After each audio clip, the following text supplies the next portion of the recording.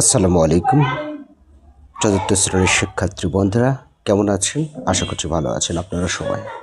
সম্মানিত অভিভাবকবৃন্দ, অনেক অনেক প্রীতি ও শুভেচ্ছা। গোল্ডেন ম্যাথ এডুকেশন পক্ষ থেকে আজকে চতুর্থ শ্রেণীর গণিত বইয়ের নতুন গণিত বইয়ের ৬৭ পৃষ্ঠার এই যে পঞ্চম অধ্যায় গাণিতিক বাক্য, এই অধ্যায়ের ৬৭ পৃষ্ঠা থেকে শুরু করছি। তো আমরা একেবারে যেহেতু আজকের প্রথম ক্লাস শুরু থেকেই পুঙ্খানুপুঙ্খরূপে একেবারে সব কিছু একটু করে দেখে যাব, পড়ে যাব রিডিংয়ের মতো করে, যাতে করে আমাদের অনুসরণের প্রশ্ন কোনো সমস্যা না হয়। আমাদের চেনা প্রতীকগুলো খুঁজে বের করে, আমাদের চেনা প্রতীকগুলো, এই যে আমাদের চেনা প্রতীকগুলো, এই যে এখানে প্রতীকগুলো কত প্রতীক দেওয়া আছে, এক একটা না এক একটা প্রতীক, তাই না? এগুলো তো আমরা জানি। তো উপরের গাণিতিক প্রতীকগুলো লক্ষ্য করি, প্রতীকগুলোকে বিভিন্ন শ্রেণীতে বিন্যস্ত করে চেষ্টা করি বিভিন্ন শ্রেণীতে, অর্থাৎ যে সংখ্যার মনে সংখ্যা, তাই না? এরকমভাবে ছোট বড় এগুলা ব্র্যাকেট একদিকে, অক্ষর একদিকে, আমি বিভিন্ন প্রতীক খুঁজে পেয়েছি। চলো আমরা এগুলোর নাম জানতে চেষ্টা করি। যে প্রতীকগুলো সংখ্যা লেখার জন্য ব্যবহার করা হয় সেগুলোকে বলা হয় সংখ্যা প্রতীক। তার মানে সংখ্যা প্রতীক কাকে বলে? সংখ্যা লেখার জন্য যেসব প্রতীক ব্যবহার করা হয় সেগুলোকেই সংখ্যা প্রতীক বলে। যেমন 1 থেকে 9 পর্যন্ত। আর যে প্রতীকগুলো 4টি প্রক্রিয়ার জন্য ব্যবহার করা হয়, 4টি প্রক্রিয়া, যেমন আমরা প্রতিটা অঙ্কেরই কাজ হচ্ছে যোগ বিয়োগ গুণ ভাগ, এই 4টি প্রক্রিয়া। তাই বলেছে যে প্রক্রিয়াগুলো 4টি প্রক্রিয়ার জন্য ব্যবহার করা হয় সেগুলোকে বলা হয় প্রক্রিয়া প্রতীক। প্রক্রিয়া প্রতীক কাকে বলে? যে প্রক্রিয়াগুলো 4টি প্রক্রিয়ার জন্য, যে প্রতীকগুলো 4টি প্রক্রিয়ার জন্য ব্যবহার করা হয় সেগুলোকেই প্রক্রিয়া প্রতীক বলে। যোগ বিয়োগ গুণ ভাগ, এই 4টি হচ্ছে প্রক্রিয়া প্রতীক। এই ছিল 67 পৃষ্ঠা এবং 68 পৃষ্ঠার যেগুলো আছে, যে প্রতীকগুলো সংখ্যার মধ্যেকার পারস্পরিক সম্পর্ক বোঝাতে ব্যবহার করা হয়। অর্থাৎ সংখ্যার মধ্যে যে একটা সম্পর্ক থাকে, ছোট বড় বা ছোট বড় নয়, সমান নয়, এই যে পার্থক্য থাকে সেই চিহ্নগুলো। যেমন এখানে আছে দেখো, বড় ছোট সমান দিয়ে দিল, বড় ছোট সমান, এবার বড় নয় ছোট নয় সমান নয়, কত সহজভাবে দিয়েছে, তাই না? আচ্ছা, এর পরবর্তীতে যে প্রতীকগুলো সংখ্যাগুলির মধ্যকার পারস্পরিক সম্পর্ক একত্রে বা আলাদা বোঝাতে ব্যবহৃত হয় সেগুলোকে বলা হয় বন্ধনী প্রতীক। চমৎকার একটি সংজ্ঞা। বন্ধনী প্রতীক যেমন হচ্ছে এই যে এটা হচ্ছে ফার্স্ট ব্র্যাকেট, এটা হচ্ছে সেকেন্ড ব্র্যাকেট, এটা থার্ড ব্র্যাকেট, অর্থাৎ প্রথম বন্ধনী, দ্বিতীয় বন্ধনী, তৃতীয় বন্ধনী। যে আকৃতি বা অক্ষর দ্বারা অজানা সংখ্যাকে প্রকাশ করা হয় তাকে অজানা প্রতীক বলে। অজানা প্রতীক হতে পারে খালি ঘর, বৃত্ত অথবা অক্ষর। তাহলে অজানা প্রতীক খালি ঘর অথবা অক্ষর। তাই বলেছে যে আকৃতি বা অক্ষর, এই আকৃতিও হতে পারে আবার অক্ষরও হতে পারে, আকৃতিও হতে পারে অক্ষরও হতে পারে। এই আকৃতি বা অক্ষর দ্বারা অজানা সংখ্যাকে প্রকাশ করা হয় তাকে অজানা প্রতীক বলে।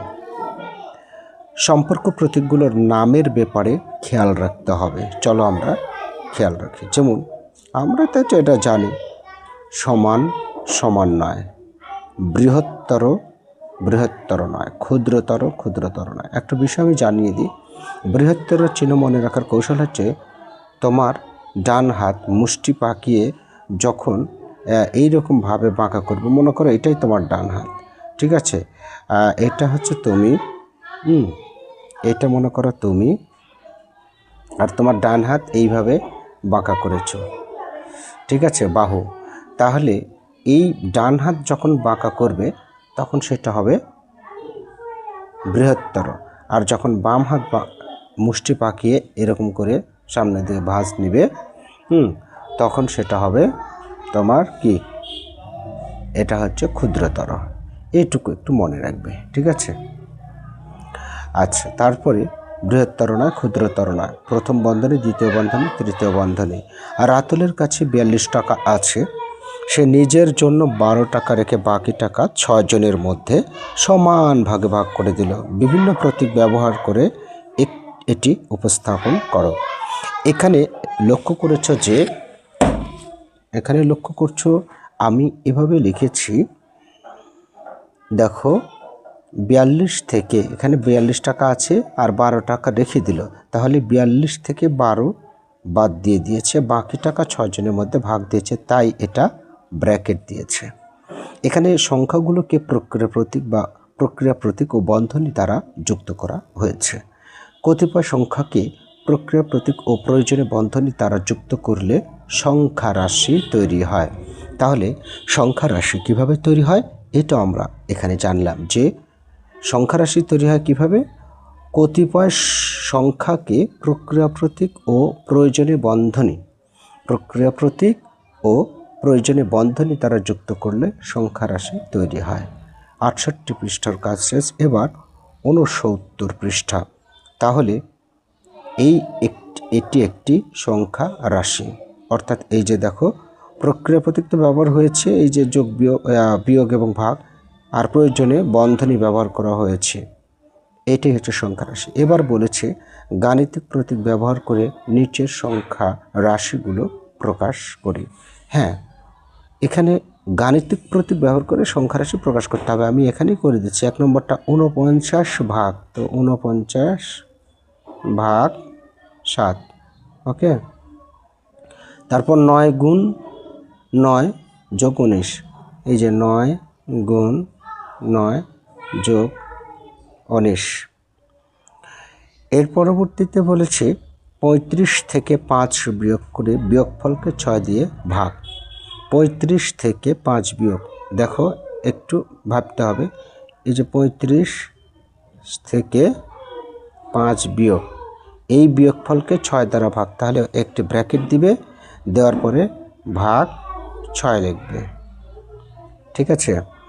তারপর কি বলেছে 25কে 5 দ্বারা ভাগ, তো 25 ভাগ 5, 5 দ্বারা ভাগ করে 55 থেকে বিয়োগ, 55 থেকে বিয়োগ, তাহলে 55 থেকে যেহেতু বিয়োগ তাই 55টাই আগে লিখতে হবে, এইভাবে 55 বিয়োগ এই যে 25কে 5 দ্বারা ভাগ, 25কে 5 দ্বারা ভাগ করে 55 থেকে বিয়োগ করতে হবে, তার মানে এখানে 55টাই আগে লিখতে হবে, অর্থাৎ বিষয়টা দাঁড়াচ্ছে এই 55 বিয়োগ, তারপর এই যে ব্র্যাকেটে 25 ভাগ 5, ঠিক আছে, যেহেতু বলছে 55 থেকে বিয়োগ এই জন্যে।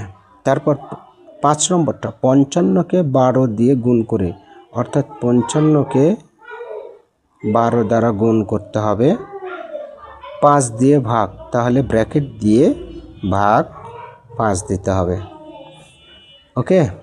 এই হচ্ছে আমাদের এই সংখ্যা রাশি প্রকাশ, ওকে। খালি ঘরে এবার সমান অথবা সমান নয় চিহ্ন বসায়।